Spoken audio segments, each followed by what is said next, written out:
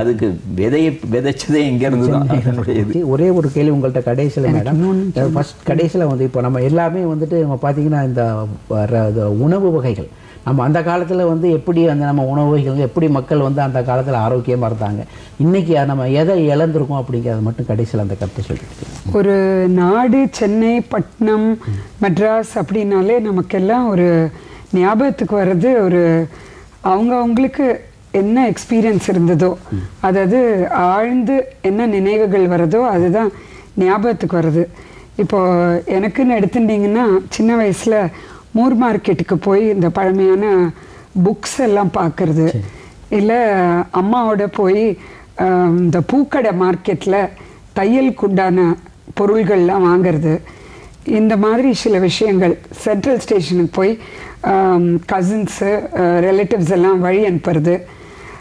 இப்போது அந்த காலமே மாறி போயிட்டா மாதிரி இருக்குது. மூர் மார்க்கெட்டே கிடையாது, பூக்கடையே கிடையாது, ஆனால் பூக்கடை போலீஸ் ஸ்டேஷன் மட்டும் இருக்குது. எங்கே பெரும்பாலும் ஆட்கள் போகிறாங்கங்கிற இடங்கள் அந்த ஹேபிட்ஸ் மாறிட்டு வருது. அதே மாதிரி உடைகள், அதே மாதிரி சாப்பாடு, இது ரெண்டும் நம்ம வாழ்க்கையில் முக்கியமான விஷயங்கள். இப்போ ஒரு 50 வருஷத்துக்கு முன்னாடி நம்ம தாத்தாவோ பாட்டியோ ஜீன்ஸில் இருந்தாங்களான்னா கிடையாது. இப்போ அது ஒரு காமன் ட்ரெஸ் ஆகிடுது.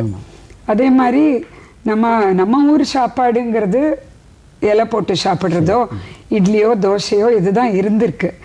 இப்போ பார்த்திங்கன்னா காமனாக யங்ஸ்டர்ஸ்க்கு பீட்சா, பாஸ்தா, அப்புறம் வெளிநாட்டு உணவுகள் எல்லாம் ரொம்ப சாதாரணமாக இருக்குது.